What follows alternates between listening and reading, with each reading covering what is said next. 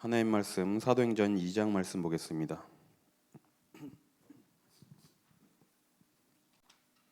사도행전 2장 9절에서 11절입니다.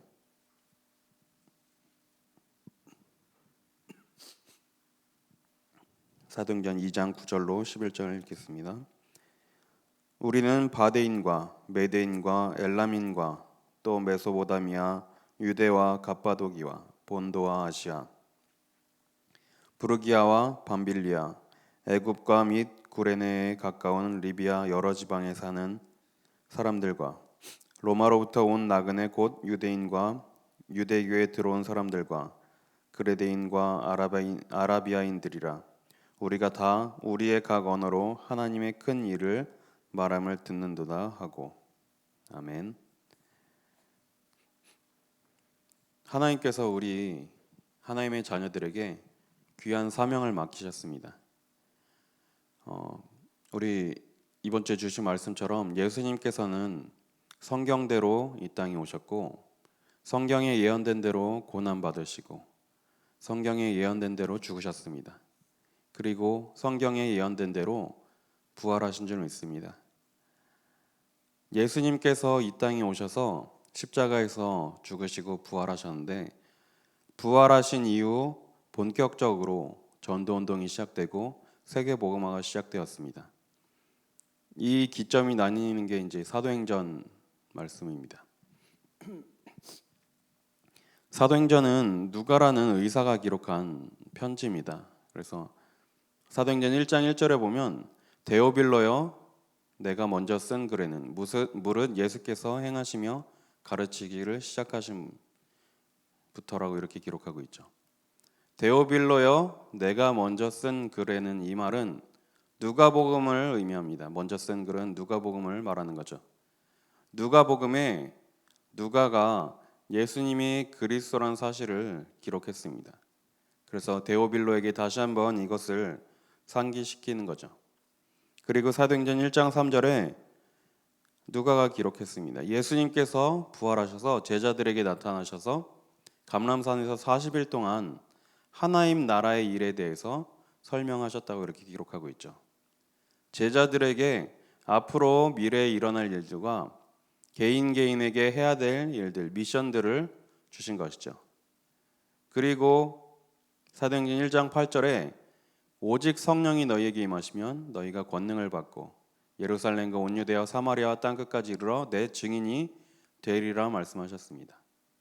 그래서 우리는 이 세 가지 언약을 지금 이 시간 붙잡고 우리의 현장 속에서 응답받아야 되겠습니다.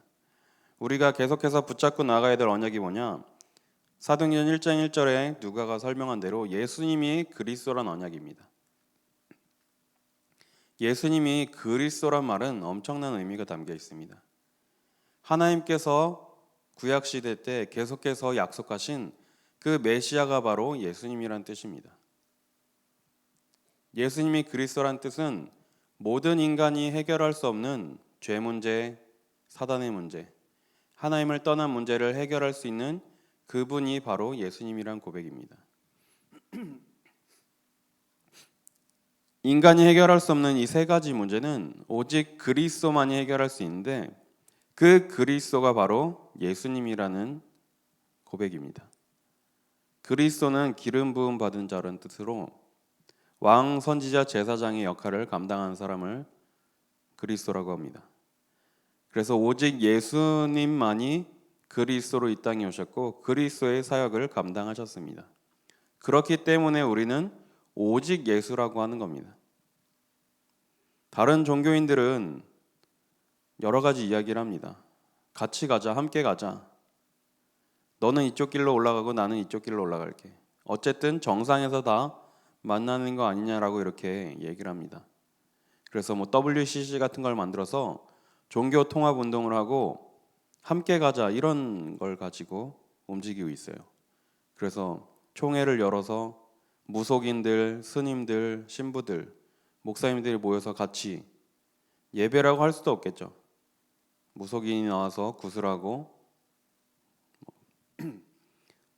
신부님이 와서 뭐 축사를 하고 또 스님이 나와서 목탁을 두들기고 연부를 외우고 목사님이 또 축도하고 뭐 여러 가지 그렇게 혼합된 종교 운동을 합니다. 그런데 우리는 오직이라는 걸 붙잡고 있기 때문에 함께하고 어울릴 수가 없는 것이죠. 그래서 그 사람들이 보기에는 기독교인들은 외골수라고 생각하고 배타적이라고 생각합니다. 그런데 이것은 외골수가 아닙니다. 또 남을 배척하는 그런 배타적인 게 아닙니다. 하나님께서 약속하신 그리스도는 예수님 밖에 없기 때문에 우리는 오직을 외치는 겁니다. 그런데 이 복음을 정확히 모르는 사람들 눈에는 외골수적으로 보일 수밖에 없고 배타적으로 보일 수밖에 없는 겁니다. 우리가 다른 것은 다 양보하고 다른 것은 다 함께하고 같이 가더라도 예수님이 그리스도란 사실만은 절대로 양보하거나 타협할 수가 없는 겁니다. 하나님께서 약속하신 그리스도가 석가모니라면 우리는 석가모니를 믿어야 되겠죠. 하나님께서 약속하신 그리스도가 마리아라면 우리는 당연히 마리아를 믿어야 됩니다. 그런데 성경에 예언된 대로, 성경에 약속된 대로 그리스도로 오신 분은 예수님이고 성경에 예언된 대로 고난받으시고 죽으시고 부활하신 분은 오직 예수님밖에 없습니다. 그래서 이걸 보고 우리가 오직이라고 하는 거죠. 사도행전 1장 1절에 오직의 언약을 우리가 붙잡고 나가야 됩니다. 그리고 부활하신 예수님께서 감람산에 제자들을 모으시고 사도행전 1장 3절에 40일 동안 하나님 나라의 일에 대해서 설명하셨습니다. 우리는 예수님이 그리스도라는 언약을 붙잡고 하나님이 나에게 맡겨주신 중요한 사명을 붙잡아야 됩니다. 우리 개인에게 주신 미션이 있습니다. 나만이 할 수 있는 일이 있고 나만이 갈 수 있는 현장이 있습니다. 요즘 학생들, 어린아이들 만나서 복음 전하기 참 쉽지 않죠. 중고등학교 학교에 들어갈 수가 없습니다. 예전에는 그래도 들어가서 운동장에 앉아 있고 뭐 아이들 지나가면 만나고 이랬는데 지금은 학교에 들어갈 수조차 없습니다. 그리고 길 가는 아이들 붙잡고 복음 전하려고 하면 바로 경찰에 신고가 들어가고 경찰서에 가게 되는 그런 시대입니다. 그러면 학교를 살릴 수 있는 사람이 누구냐? 학교에 마음대로 드나들 수 있는 사람이겠죠. 그 학교에 다니는 학생이나 그 학교에 있는 직원이 그 학교를 살릴 수 있는 제자라고 볼 수가 있겠죠. 이것처럼 나만이 할 수 있는 전도, 나만이 갈 수 있는 현장이 있습니다. 하나님은 우리 모든 성도님들 한 명 한 명에게 다 특별한 계획을 세우시고 이것을 성취하고 계십니다.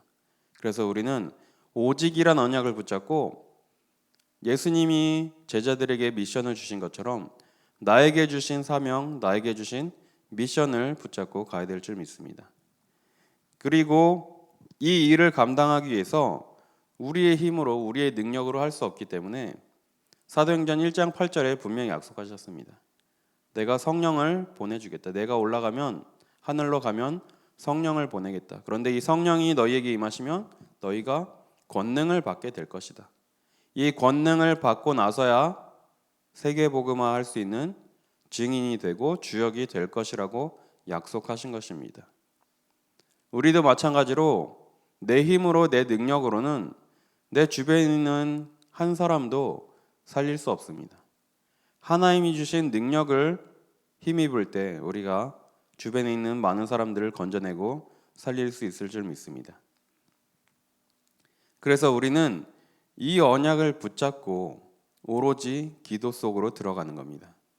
사도행전 1장 1절 오직 그리스도, 1장 3절 하나님 나라, 1장 8절 성령 충만, 이 세 가지 언약을 붙잡고 사도행전 1장 14절 말씀처럼 오로지 기도에 힘쓰는 것입니다.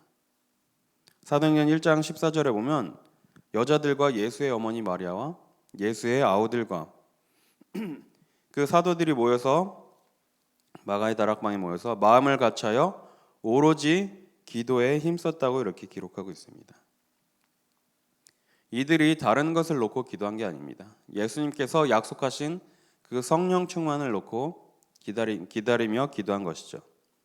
그런데 이 성령 충만을 체험하기 전까지는 제자들의 관심은 온통 해방과 민족의 어떤 그런 잘 되는 것을 기대하고 있었죠. 사도행전 1장 6절에 보면 제자들이 예수님께서 사도행전 1장 5절에 몇 날이 못되어 너희가 성령으로 세례를 받을 것이라고 말씀하셨을 때 사도행전 1장 6절에 보면 제자들이 이제 물어봅니다. 그러면 이때가 예수님께서 이스라엘 나라를 회복하시는 그때입니까? 그때 예수님께서 이렇게 말씀하시죠. 7절에 때와 시기는 아버지께서 자기의 권한에 두셨으니 너희가 알 바 아니요. 우리는 오직 성령 충만을 넣고 이것을 위해 기도하면 됩니다. 지금 우한 폐렴으로 많은 사람들이 어려움을 당하고 고통을 당하고 있습니다. 또 많은 사람들이 두려움에 잡혀 있습니다. 이것이 언제 끝날지 우리는 알지 못합니다. 오늘 주신 말씀처럼 이것이 끝나고 재앙이 끝나는 시기는 오직 하나님만 알고 계십니다. 우리는 이것을 놓고 성령 충만을 위해서 기도할 줄 믿습니다. 모든 것은 하나님의 계획 속에 있는 것이죠. 그래서 사도행전 1장 14절에 이들이 마가의 다락방에 모여서 오로지 기도에 힘썼을 때 예수님께서 약속하신 그 성령이 임하게 되었습니다. 사도행전 2장 1절에 오순절 날이 이미 이름에 그들이 다 같이 한 곳에 모였더니 2절에 호련히 하늘로부터 급하고 강한 바람 같은 소리가 있어 그들이 앉은 온 집에 가득하며 3절에 마치 불의 혀처럼 갈라지는 것들이 그들에게 보여 각 사람 위에 하나씩 임하여 있더니 그들이 다 성령의 충만함을 받고 성령이 말하게 하심을 따라 다른 언어들로 말하기를 시작하니라. 이렇게 예수님께서 약속하신 그 약속을 붙잡고 기도하는 이들에게 성령 충만을 주셨습니다. 우리가 날마다 붙잡고 날마다 구해야 될 것이 바로 이 성령의 충만함인 줄 믿습니다. 에베소서 2장 13절에 보면 에베소서 5장 18절에 보면 바울이 에베소 교인들에게 이렇게 말합니다. 술 취하지 말라. 너희가 성령의 충만함을 받으라. 이렇게 말하고 있습니다.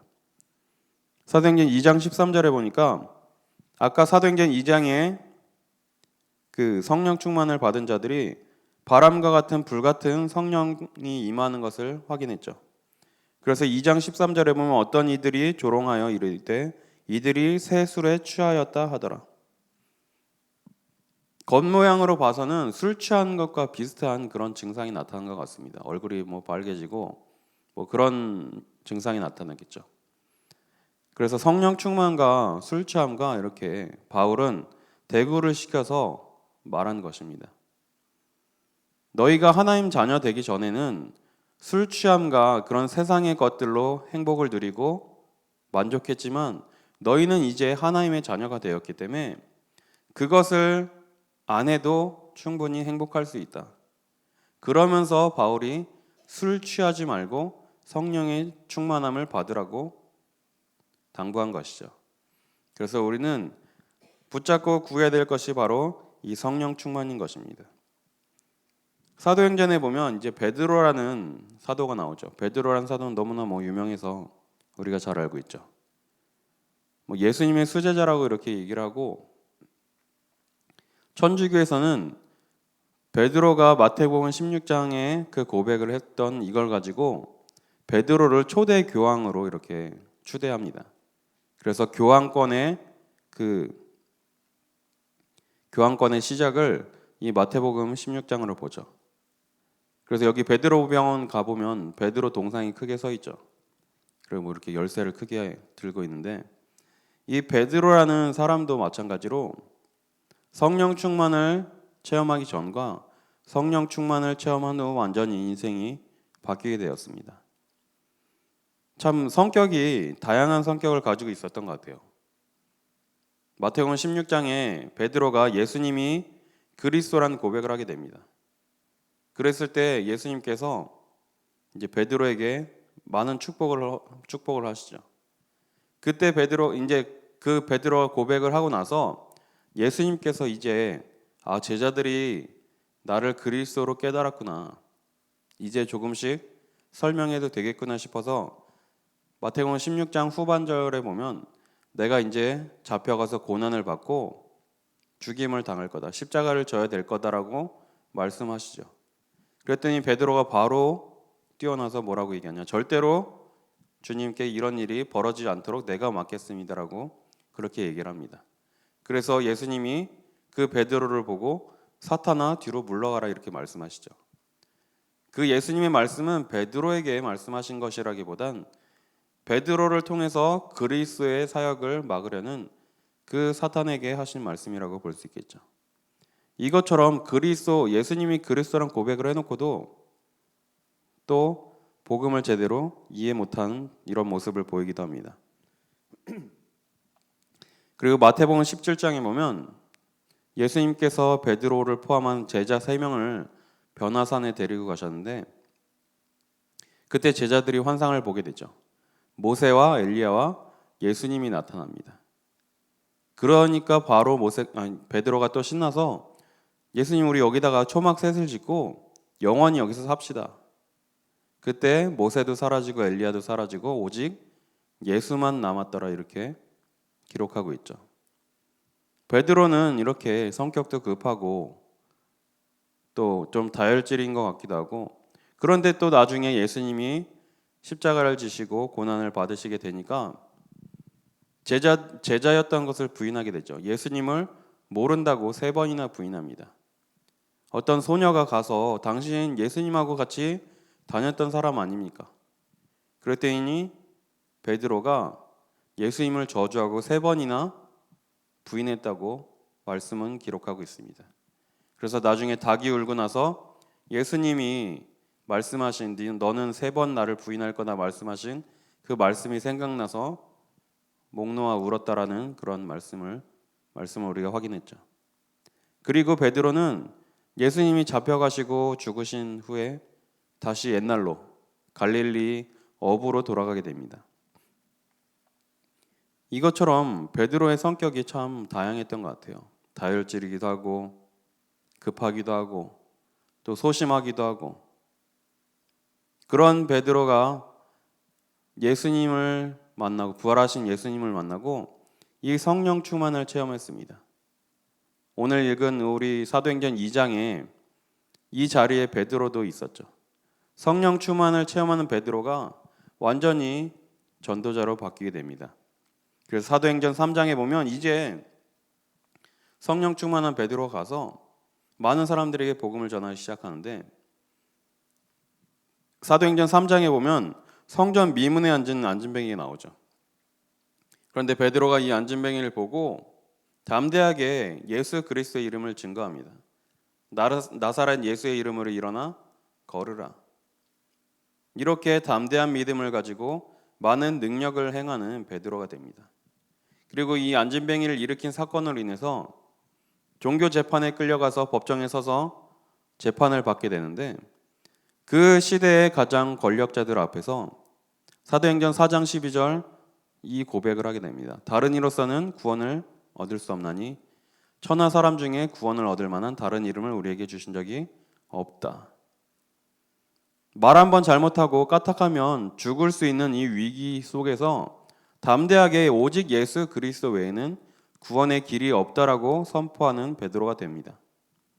그리고 나중에 여러 가지 사역을 하고 여러 가지 많은 일들을 행한 후에 예수님을 따라 순교하게 되죠. 우리가 놓고 기도해야 될 부분이 바로 이 부분이겠죠. 우리는 참 연약하고 부족한 점이 많습니다. 저부터도 참 부족하고 연약합니다. 그런데 하나님의 일을 함에 있어서 내 힘으로 내 능력으로 할 수 없음을 날마다 느낍니다. 그래서 우리는 내 힘으로 내 능력으로 하는 것이 아니라 하나님이 주시는 성령 충만의 이 힘을 입어 우리의 맡겨진 사역을 감당해야 될 줄 믿습니다. 그래서 이 성령 충만을 체험할 때 하나님이 약속하신 세계 복음화의 중요한 응답이 시작되는 것입니다. 그래서 사도행전 1장 8절에 약속하셨죠. 예루살렘과 온 유대와 사마리아와 땅 끝까지 이르러 내 증인이 되리라. 그런데 오늘 읽은 우리 9절에서 11절에 보면 그 말씀이 바로 성취되게 됩니다. 많은 나라의 외국인들이 복음을 듣게 되고 이런 역사가 일어나게 되는 것이죠. 우리가 이 아침에 이 약속 붙잡고 기도하고 성령 충만을 체험할 때 세계 복음화의 응답이 시작될 줄 믿습니다. 그래서 오늘 하루도 하나님 주시는 힘을 얻으시고 이 힘을 가지고 많은 사람들에게 답을 주고 많은 사람들에게 참 평안을 전달하시길 바랍니다. 지금 많은 사람들이 두려움과 어려움에 잡혀 있습니다. 참 평안 되시는 오직 예수 그리스도만 증거하시고 십자가에서 우리의 모든 죄를 끝내신 십자가의 복음을 많은 사람들에게 전하는 귀한 날이 되시기를 기도하겠습니다. 기도하고 마치겠습니다. 하나님 감사합니다. 우리에게 복음을 주시고 복음을 깨달을 수 있는 지혜를 주시며 예수님이 그리스도라 믿을 수 있는 믿음을 허락하시니 감사드립니다.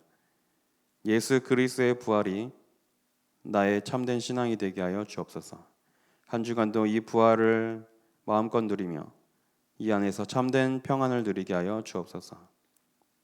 많은 사람들이 수고하고 무거운 짐을 지고 고통당하고 어려움을 당하고 있습니다.